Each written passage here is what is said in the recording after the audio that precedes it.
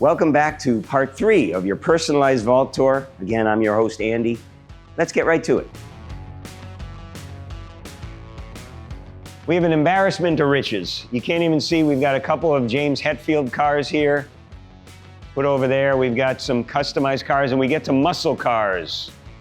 Muscle cars, of course, the 1969 Chevy Chevelle, SS396, the Super Sport package.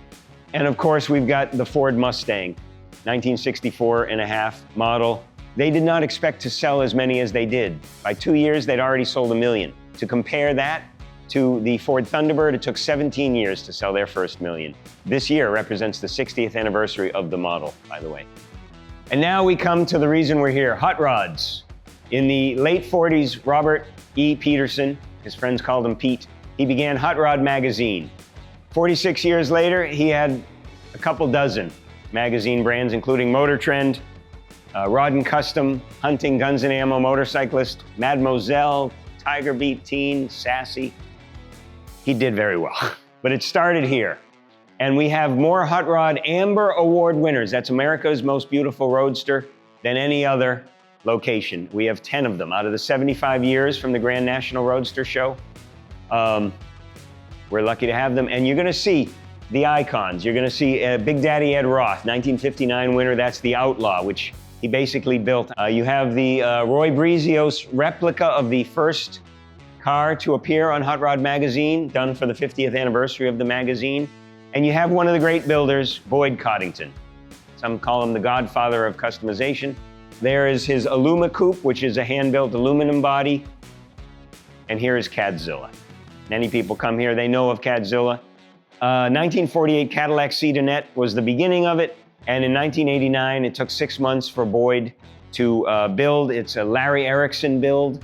And I believe Larry's been here before. It's always great to see the celebrities come in, whether it's Chip Foose, Larry Erickson. I know I've met Larry Erickson's son to see his father's work. And Larry worked for Ford and of course under Boyd. And Boyd had a great line of descendants underneath him.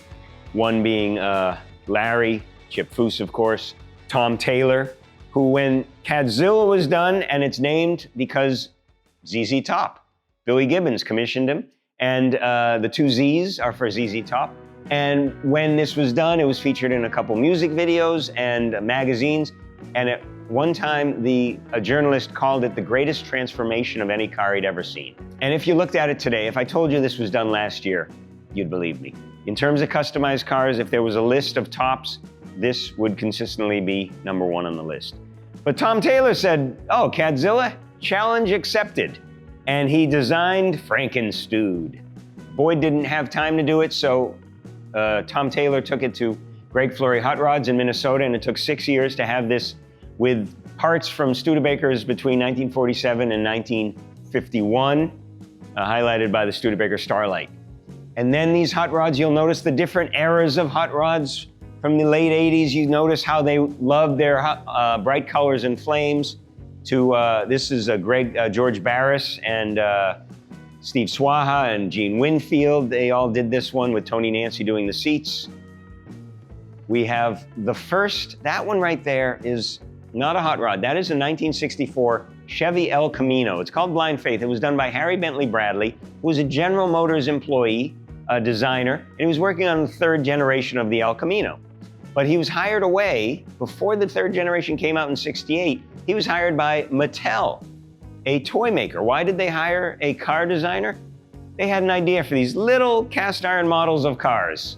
This is back before cars were, the Hot Wheels were just taken from whatever's out there, like a Batmobile, a Barbie-mobile.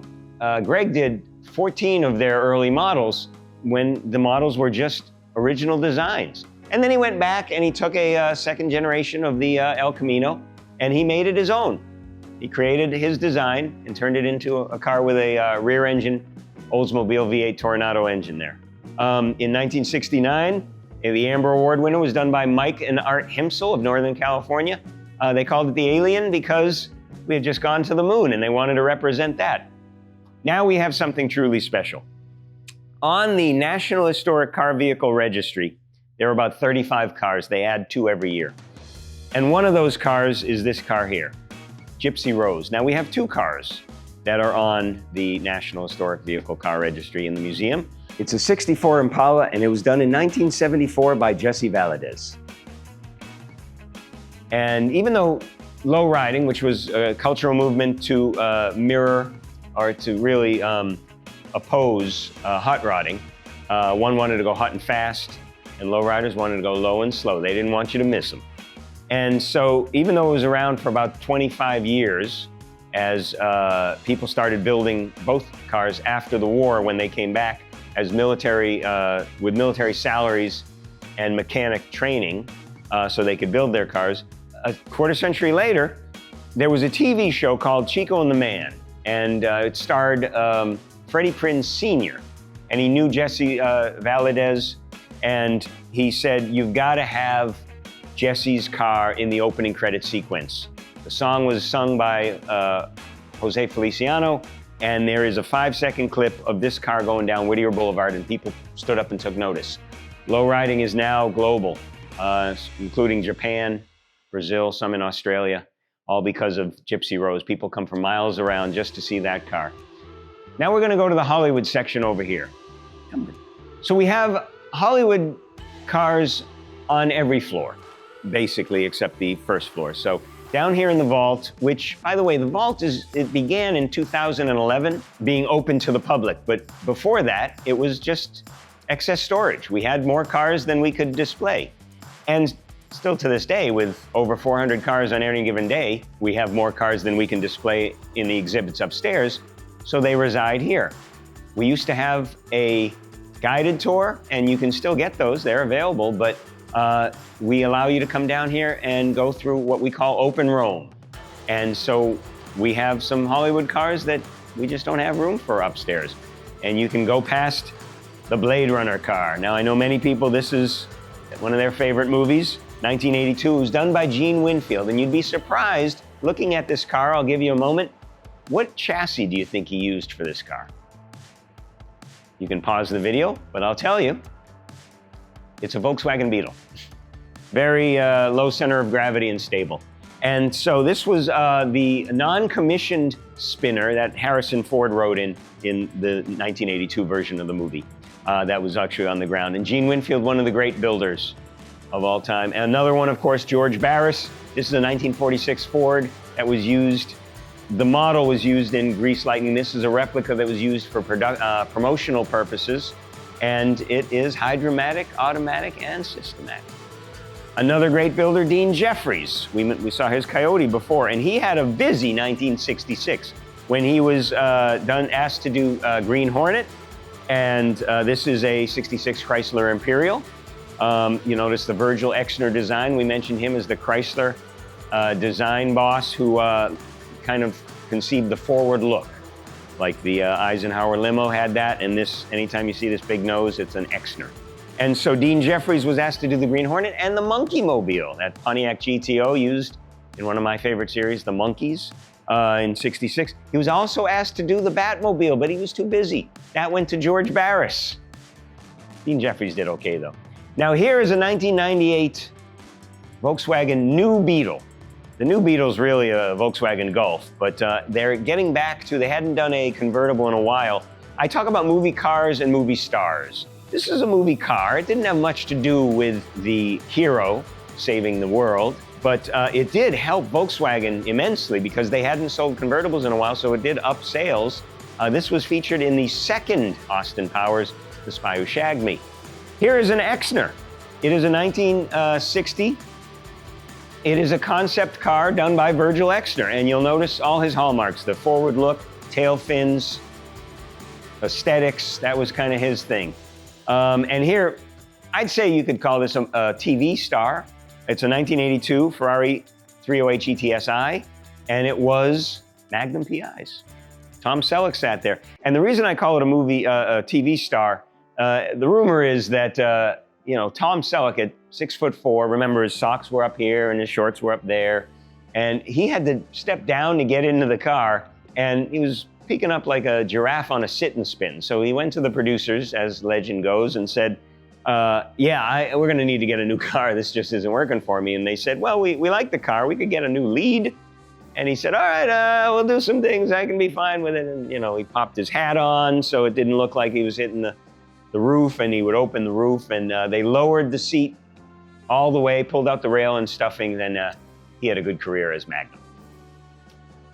And now we get into the part of the museum, which is the modern cars and electric cars. These are electric sports cars, if you will. They all go at a fast speed. You've got a Cybertruck here, the first production model, and it was, people ask all the time, why was it shot up? It was used for promotion on the Joe Rogan podcast. Told that was a 9mm Tommy gun, and on the other side, you've got your crossbow to show that it's durable. It is not bulletproof. So what I like about the museum that you've seen so far, and what I like about this, throughout our tour today, we've gone through history. And what we're looking at now is history as it takes place. We have Teslas, we have a Karma, we have a Fisker, which Fisker comes and goes, but you don't actually know where we're gonna go in the future. Tesla may do well, Tesla may fall back, it may be reeled in by Rivian or Polestar or Lucid. As you remember, Ford was dominating for a generation before Chevrolet and General Motors took over. So this is a chance where we can kind of make our predictions. Do you have a prediction? And now we enter the final section of our vault. It is the motorsports section. And what better car to begin the motorsports section than one of the icons of rally racing Group B in the 80s. This is the 1985 Audi Sport Quattro S1E2. So for several years, Audi dominated the sport because rear-wheel drive cars were going up against a four-wheel drive car. And some of the iconic drivers, whether it was Mikola or Hertz, Michel Mouton, or Walter Roll, they dominated much in the same way that for Can-Am racing, this McLaren 1971 M8 E and F. There's an E model and then the F model, F version. This one, we've got two of them. And this was the car that was dominating Can-Am racing before the Porsche 917 came along. And this was actually the car a year after Bruce McLaren passed. Denny Holm raced it in memory of his friend and fellow race car driver. But we have a wide variety of sports cars and a wide variety of series here. Donut Media represented right here. A lot of their stuff comes to us, and that's great to see. We have different series here. A lot of people don't know Dick Smothers was a race car driver. Some older folks know that Mom always liked him best, from the Smothers Brothers, comedian. We have Pato O'Ward, sponsored by Mission Foods. Here's an Indy car of his. We have Dan Gurney cars on one side. Dan Gurney, of course, 6'4", like Tom Selleck. Very tall, but he's one of the few people who succeeded at racing and car building. And you have his Olsenite Eagles from the 80s into the 90s, and your Kenwood AAR Racer. That was his racing team, along with Carroll Shelby. All-American Racing, that's what it stands for. And it has a Toyota engine in that one. We have drag racers. This is the Ford Offenbach engine. This is, we have Flathead Jack here. And you're going 300 plus miles an hour, as fast as you can for a quarter of a mile, and then the parachute unleashes. This is interesting. This is a gasser. 1967 Ford Malco Ford Mustang. It's a gasser. This was a popular race before you had your modified engines and your funny cars and your pro stock. This was, they were factory-built chassis and factory-built bodies, but you didn't have to have the same factory-built, driven by Ohio George Montgomery, who was a 7-time US winner, and this is the first car to go in that quarter mile under 9 seconds. So we're lucky to have that here.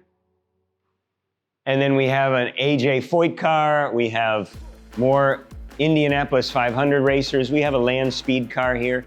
beautiful 1964 Alfa Romeo Giulia Tovolare Zagato 1, that is one of 100. We have a car from Max Balchowski here. This is called Old Yeller, named after the Disney movie Old Yeller. He couldn't name it that, so Old Yeller, but it was about a junkyard dog, the movie, so what Max would do is he'd go into a junkyard, pull out a bunch of parts and brag to the Ferraris, the Maseratis, the Jaguars that I can pull out any part from a junkyard and I'll beat you in a race. And sure enough, he would. He and his wife, Ina, who was a big part of his success, they would draw the designs on the floor of their shop in Hollywood. And this one is a movie car as well, as he was a Hollywood guy and he was featured in Motor Trend and Hot Rod. And so Hollywood came calling, and of the 9 models he made of Old Yeller, this being the third, it was featured in 3 Elvis movies, Spin Out, Speedway, and Viva Las Vegas. The second one, of course, was featured in Herbie.